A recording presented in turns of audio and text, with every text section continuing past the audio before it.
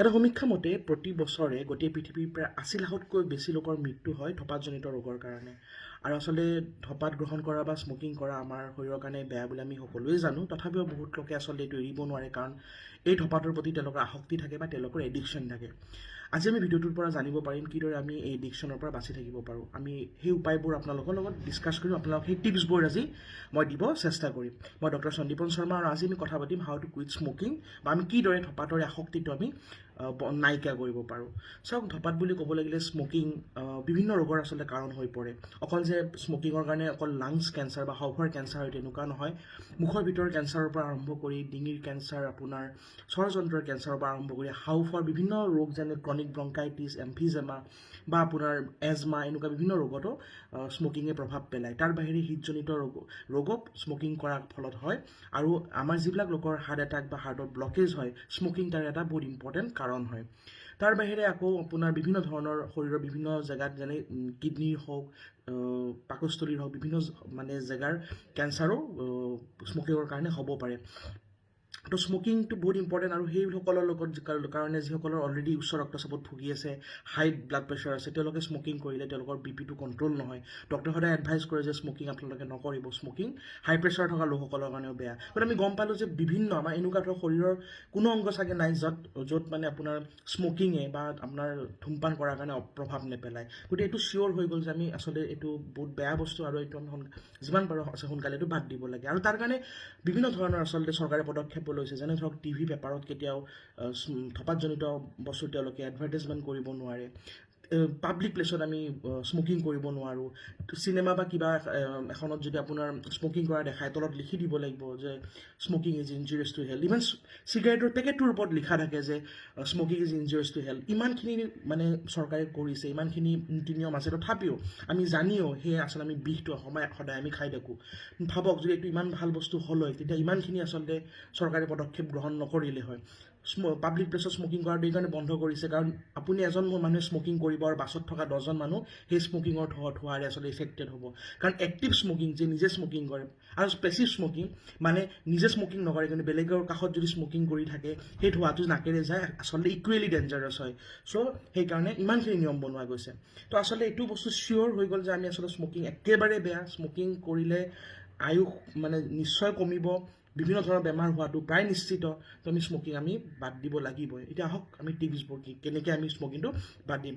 আশা কৰোঁ আপুনি ভিডিঅ'টো শ্বেয়াৰ কৰি দিব, যাতে মেক্সিমাম মানুহে ভিডিঅ'টো পায় আৰু তেওঁলোকে আচলতে তেওঁলোকৰ পৰিয়ালটো আচলতে বাচি যায়। তেওঁলোকৰ ঘৰত আচলতে এজন স্মকাৰ থাকিলে গোটেই ফেমিলিটো ইফেক্টেড হয়, সৰু ল'ৰা ছোৱালী ইফেক্টেড হয়। তো নিজে স্মকিং নকৰিলেও নিজৰ কাষৰ বা নিজৰ ৰিলেটিভছ, নিজৰ ফ্ৰেণ্ডৰ কাৰণে ভিডিঅ'টো হ'লেও আপুনি শ্বেয়াৰ কৰি দিব। ভিডিঅ'টো ভালকৈ চাব, নিজৰ এটলিষ্ট নিজৰ প্ৰিয়জনৰ কাৰণে ভিডিঅ'টো আপোনালোকে চাব আৰু শ্বেয়াৰ কৰিব। নাম্বাৰ 1, যেতিয়া আপুনি স্মকিং এৰিব বিচাৰিব, ফাৰ্ষ্ট ফাইণ্ড দ্য ৰিজন। আপুনি এটা ৰিজন বিচাৰি লওক যে আপুনি কিয় চিগাৰেটটো এৰিব বিচাৰিছে। সকলোৰে কাৰণে সেই কাৰণটো বেলেগ বেলেগ হ'ব পাৰে। কাৰোবাৰ কাৰণে হ'ব পাৰে যে মই সুস্থ হৈ থাকিব বিচাৰোঁ, মই হাৰ্টৰ ৰোগ হোৱাটো নিবিচাৰোঁ, মোৰ ভাগৰ ধৰে আজিকালি, মই সুস্থ হ'ব বিচাৰোঁ।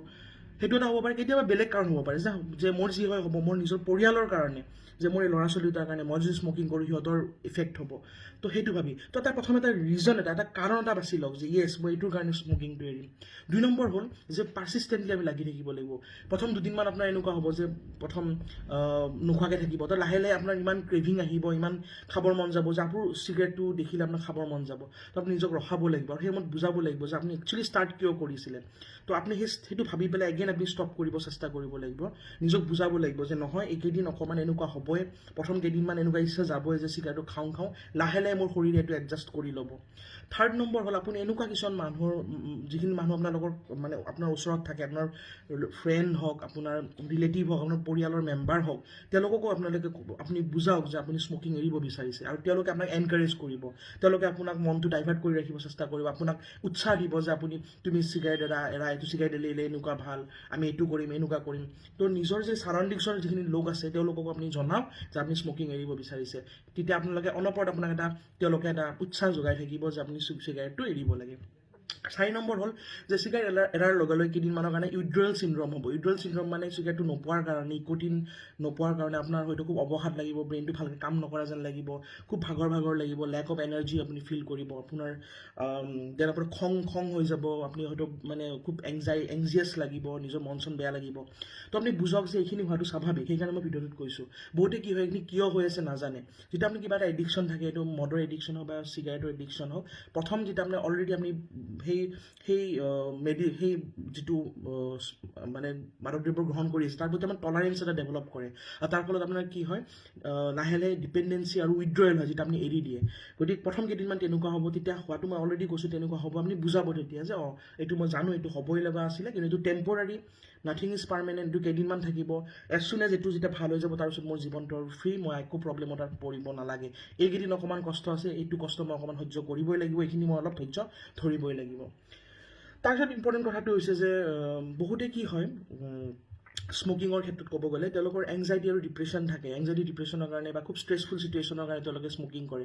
তো সেই এংজাইটি ডিপ্ৰেশ্যনটো আপোনাৰ যিমান পাৰে আচলতে বেলেগ উপায় আছে। আপুনি মেডিটেশ্যন কৰক, য়োগা কৰক, আপুনি এক্সাৰচাইজ কৰক, আপুনি কিবা এটা ভাল কামত নিজক ইনভলভ কৰি ৰাখক, কিবা এটা ভাল ভিডিঅ' চাওক, নিজক কিবা কামত ব্যস্ত ৰাখক, কিতাপ এখন পঢ়ক, কিন্তু আপুনি এংজাইটি আৰু ডিপ্ৰেশ্যনৰ পৰা সাৰি থাকিবৰ কাৰণে আপুনি স্মকিং ব্যৱহাৰ নকৰিব। তো মেইন কথা হ'ল স্মকিং যদি এৰিব লাগে, আপোনাৰ এছ'চিয়েটেড যিখিনি এংজাইটি ডিপ্ৰেশ্যন আছে সেইখিনি আপুনি ঠিক কৰিব লাগিব। তাৰপিছত ইম্পৰ্টেণ্ট কথা হ'ল বহুতৰ এলকহল, মদ্যপান কৰাৰ সময়ত আচলতে স্মকিং কৰিব মন যায়। গতিকে কি হয়, তেওঁলোকে এনে হয়তো স্মকিং নকৰে, কিন্তু যেতিয়া মদ্যপান কৰিব, মদ খাব, তেতিয়া স্মকিং কৰিব ইচ্ছা যায়। গতিকে এইটো জানিব লাগিব যে মদ খোৱাটো তেওঁলোকে কমাই দিব লাগিব, বন্ধ কৰি দিব লাগিব। নহ'লে মদ যদি খাই থাকে, তেওঁৰ এই স্মকিংটো কৰিব মন। বহুত মানুহ চাবচোন, আপোনালোকে গম পাব যে তেওঁলোকে এনে চিগাৰেট নাখায়, কিন্তু মদ খোৱাৰ সময়ত তেওঁলোকক চিগাৰেটটো দৰকাৰ হৈ যায়। তো মদটো তেওঁ বন্ধ কৰিলেই চিগাৰেটটো বন্ধ কৰিব পাৰিব। তাৰপিছত আছে যে হেল্ডি ডায়েট ল'ব লাগে। সেই যাতে আপোনাৰ যিখিনি অলৰেডি স্মকিঙে আপোনাৰ যিখিনি বেয়া আপোনাৰ শৰীৰত কৰিছে, সেইখিনি যাতে তেওঁলোকে সেই টক্সিনবোৰ, সেই আৱৰ্জনাবোৰ শৰীৰৰ পৰা ওলাই যায়। আৰু দেখা গৈছে ৰিচাৰ্চত, যেতিয়া আপুনি হেল্ডি ডায়েট ল'ব, ফ্ৰুটছ ভেজিটেবলছ খাব, বেয়া বস্তুবিলাক এৰি দিব, জাংক ফুড এৰি দিব, তো লাহে লাহে স্মকিঙৰ প্ৰতি থকা আসক্তি লাহে লাহে কমি যাব। তাৰপিছত ইম্পৰ্টেণ্ট বস্তুটো হ'ল যে আপোনাৰ সেইটো এক্সাৰচাইজ। যিসকল লোকে আপুনি এক্সাৰচাইজ কৰক, আপুনি জিম জইন কৰক, আপুনি কিবা এটা খেলা ধূলাত এনেকুৱা ধৰণৰ কিবা এটাত ব্যস্ত থাকক। আপুনি দেখিব যে বহুত এনেকুৱা গৱেষণাই দেখিছে, আপুনি যদি নতুনকৈ বেডমিণ্টন খেলা, ক্ৰিকেট খেলা বা জিম কৰা আৰম্ভ কৰে, আপুনি কিবা চাইক্লিং কৰা আৰম্ভ কৰে, চাইকেল চলা আৰম্ভ কৰে, আপুনি দৌৰা আৰম্ভ কৰে, এক্সাৰচাইজ কৰে, তো আপোনাৰ শৰীৰৰ এনেকুৱা কিছুমান চেঞ্জেছ, কিছুমান পৰিৱৰ্তন আহে, যি আপোনাক এই চিগাৰেটৰ প্ৰতি থকা আসক্তিটো আপোনাক কমাই দিব। নেক্সট ইম্পৰ্টেণ্ট কথাটো হ'ল, যিখিনি লোকৰ লগত আপুনি ছাৰাউণ্ডেড আছিলে, যিখিনি লোকে স্মকিং কৰে, সেইসকল লোকৰ পৰা আপুনি বাচি থাকিব লাগিব। কাৰণ কথাটো হ'ল, তেওঁলোকে যে চিগাৰেট খোৱা দেখিব, তেওঁ পেকেটৰ চিগাৰেটটো ওলাব, তেতিয়া আকৌ আপোনাৰ সেই চিগাৰেটটো খাব মন যাব। তো আপোনাৰ ফ্ৰেণ্ড চাৰ্কুলত যেতিয়ালৈকে আপুনি চিগাৰেটটো এৰিব নোৱাৰে, পিছত কথা নাই, আপুনি এডজাষ্ট হ'ব পাৰিব সকলোলৈকে, কিন্তু প্ৰথম অৱস্থাত যেতিয়া আপুনি চিগাৰেটটো এৰিব চেষ্টা কৰিব, আপোনাৰ যিখিনি স্মকাৰ ফ্ৰেণ্ড আছে তেওঁলোকৰ পৰা অলপ দূৰত থাকিব লাগিব। তেওঁলোক বুজাব লাগিব যে মই এইটো এৰিব বিচাৰিছোঁ, তহঁতেও পাৰ যদি এইটো এইটো ভাল বস্তু নহয়। কাৰণ তেওঁলোকে চিগাৰেট খাই থাকিব, চিগাৰেটৰ সেই গোন্ধটো পোৱাৰ লগে লগে আপোনাৰো চিগাৰেট খাবৰ কাৰণে আসক্তিটো আহি যাব। তাৰপিছত হ'ল, যেতিয়া চিগাৰেট এৰিব নহয়, আপোনাৰ মানে ঘৰৰ সম্পূৰ্ণ মানে আপোনাৰ যিটো ভিতৰৰ মানে এটা এনভাইৰনমেণ্ট আপুনি চেঞ্জ কৰিব লাগিব। যেনে আপুনি এষ্ট্ৰেটো আছিলে, য'ত আপুনি চিগাৰেটৰ গুড়িবিলাক পেলাই, সেইটো আপুনি দলিয়াব লাগিব, সেইটো দেখিব নালাগিব, সেইটো দেখিলে আকৌ মন যাব। যেন আপোনাৰ ৰুমটো ভালকৈ আপুনি চাফ চিকুণ কৰিব লাগিব। য'ত স্মকিঙৰ অলপো গোন্ধ আছে, আপুনি স্প্ৰে মাৰক। আপুনি কাপোৰ কানিবিলাক য'ত আছিলে, য'ত মানে ধূমপানৰ সেই চিগাৰেটৰ গোন্ধ আছিলে, থুই দিয়ক, যাতে কোনো ধৰণে এনেকুৱা বস্তু ঘৰত নাথাকে যি আপোনাক স্মকিঙৰ কথা মনত পেলায়।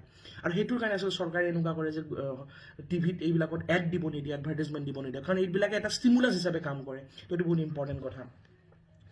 তো এই গোটেইখিনি কৰাৰ পিছত আপুনি য়োগা মেডিটেশ্যন কৰক, পুৱা মেডিটেশ্যন কৰক, নিজৰ মনটো স্থিৰ কৰক, যাতে নিজৰ মনটো এইকাৰণে স্থিৰ কৰিব লাগে, কাৰণ শৰীৰে কিবা এটা বস্তু এৰাটো ইজি, কিন্তু মনৰ পৰা কিবা এটা বস্তু এৰাটো বহুত টান। আৰু মনেৰে যদি বস্তুটো এৰিব লাগে, আপুনি মনটো বহুত স্থিৰ কৰিব লাগিব। তাৰ কাৰণে য়োগা বা মেডিটেশ্যন, ধ্যান কৰিব লাগিব, যাৰ ফলত আপোনাৰ স্মকিঙত এৰাত বহুত হেল্প হ'ব।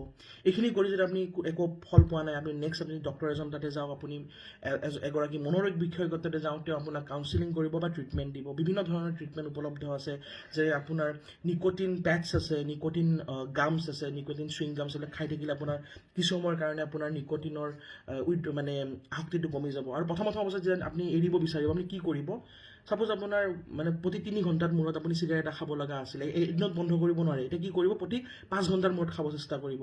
ছাপোজ আপোনাৰ মানে 1টা বজাত চিগাৰেট এটা খাবৰ মন যায়, আপুনি সেইটো 3টা বজাত খাব চেষ্টা কৰিব, অকণমান ডিলে কৰি গৈ থাকিব, এভৰি ডে আপুনি 1 ঘণ্টা আধা ঘণ্টাকৈ ডিলে কৰি গৈ থাকিব, লাহে লাহে যাতে প্ৰথম দিনা 10টাৰ পৰা নেক্সট দিনা 8টা চিগাৰেট পৰে, তাৰপিছত 6টা চিগাৰেটত পৰে, তাৰপিছত 4টা চিগাৰেটত পৰে, 3টা চিগাৰেটত পৰে, লাহে লাহে বন্ধ হৈ যায়। এইটো খুব ইম্পৰ্টেণ্ট কথা। তো আশা কৰোঁ ভিডিঅ'টো আপোনালোকে ভাল পাইছে, আৰু যদি ভিডিঅ'টো ভাল পাইছে প্লিজ ভিডিঅ'টো শ্বেয়াৰ কৰিব। ধন্যবাদ।